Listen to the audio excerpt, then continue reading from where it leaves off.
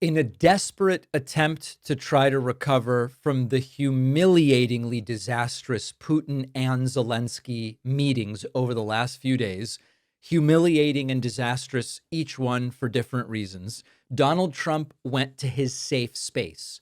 Donald Trump is the world's biggest victim. He's a very special snowflake, but also an alpha male, he wants you to believe.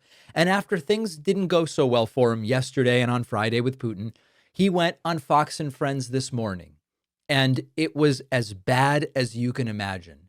Donald Trump blaming everyone but the person who really should be blamed for the invasion of Ukraine, which is the guy who decided to invade Ukraine, Vladimir Putin. Here is Trump blaming Barack Obama. Take a listen to this. Well, the war really started over NATO and Crimea. And they wanted Crimea back. That was given, not a shot fired by President Obama in perhaps the worst real estate deal I've ever seen. There's been a couple of them. I would say everything's a real estate deal in Trump world. Gaza Strip was a pretty bad one, too, given by Israel so they'd have peace. So they gave away a big percentage of their oceanfront property in order to have peace. How did that work out? Not so good. And Crimea is the apple of Ukraine. I mean, it's so beautiful. And Obama gave it away. Nobody ever mentions that. If I ever did that, the fake news would be, they would be writing about me day and night for years. He gave it away. He demanded that they let it go. And Russia came in and took it, just took it like from a candy from a baby. And it was really Obama's, not really, I mean, that was pure and simple, Obama's fault. What a terrible thing he did to that country. And so they lost their heart. They lost the heart and soul of the Ukraine 14 years ago, whatever it might be. And it was so unnecessary to do that. And that's when it really began, when Obama gave it away.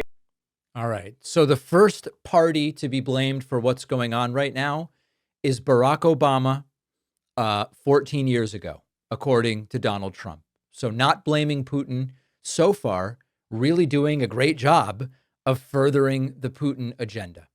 Trump then goes into, well, what about getting Crimea back? Let's listen to who Trump blames and who Trump demands responsibility from this time. They just took over the most valuable piece and the biggest piece in a sense of, and surrounded on four sides by ocean, just a little passage to get you back onto the mainland. The most beautiful piece of property you've ever seen as a real estate developer. I look at it, I said, why the heck did he do that to them? And so there's great hostility, and maybe rightfully so. But one thing was NATO. They went in. They said, we want we want to get Crimea back. This was at the beginning. Now, Putin, in all fairness to him, he made a good deal. He got it from Obama.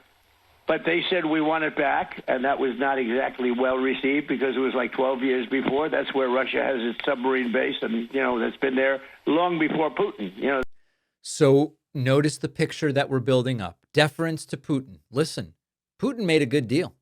Putin's doing everything right here. He got himself, it's like a real estate deal. He was able to get the best of the deal. And now Ukraine is saying they want Crimea back. It's been a long time, almost like there's some kind of unspoken statute of limitations of some kind on getting land back that was taken from you. So then we're building up the picture, right? Putin's doing great. Ukraine's making unreasonable demands. Barack Obama is certainly someone that's to blame. And then Trump continues. And again, the context here is, who are the aggressive actors? Who are the actors, which players in all of this are the ones that deserve scrutiny and blame for belligerent and aggressive behavior? And then who's just defending themselves? But Trump wants to throw that on its head and praise Putin, or at least show deference to him and say, look at Ukraine, I don't know. Listen to this. And the other thing they said is, we want to be a member of NATO. Well, both of those things are impossible because, again, long before Putin, it was a no-no by Russia or the Soviet Union or anything you want to call it. Sort of a similar thing as it gets larger, but very similar. But it was always a no-no. You could not. Russia said, we don't want the so-called opponent or the enemy, let's use that term, we don't want them on our border. And they were right. They were okay. And yet they went in and they asked with the United States. They said, put us into NATO, and everybody knew you just can't do that. They would never have agreed to it. This is before Putin. This is long before Putin. This was a... So there you go. Listen, Russia feels very strongly. The former Soviet Union felt very strongly. They didn't want Ukraine to be part of NATO. And therefore, what? Russia may not want something that makes sense and is good for others and is a reasonable thing to see happen. It's not objectively right or wrong. It shouldn't be allowed or disallowed merely because Russia didn't like the idea of Ukraine and NATO, even as it predates Vladimir Putin. It's like an explanation without an explanation.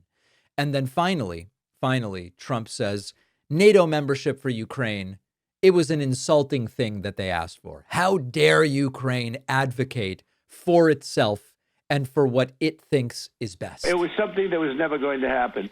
So they asked for it, and they shouldn't have asked for it because it was, very insulting thing. Now, they could have asked for many other things. It was so insulting when they said, we want to be in NATO.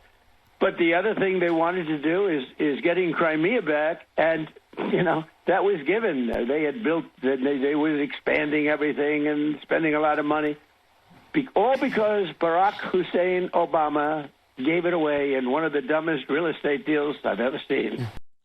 So what's the 30,000-foot view? Putin's going to get whatever he wants. Trump is absolutely smitten, just smitten with Putin.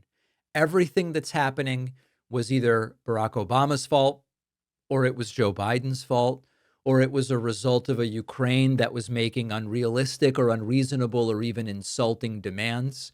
Trump's understanding of this conflict goes only so far as his anti-Ukraine, pro-Russia talking points. And if you think any of this stuff is bad, and it is, what about Trump stepping away from the Zelensky meeting with European leaders to get on the phone with Vladimir Putin? That also happened, and we have to talk about it. One of the easiest ways to make a good night even better is a great bottle of wine, not something random off the shelf like I would pick because I'm clueless, but something that feels a little more thoughtful, worth opening, and that's why I've consistently gotten wines from Naked Wines. Our sponsor, Naked Wines, works directly with over 90 independent winemakers around the world, so you get access to boutique bottles that would be way more money in stores. The prices are great. The quality is impressive. I like that I can customize the boxes. Do I want reds or whites or a mix? The last one I opened was a white from a winemaker I hadn't tried before. One of the best bottles I've had this year. Crisp. I love crisp. Made with care.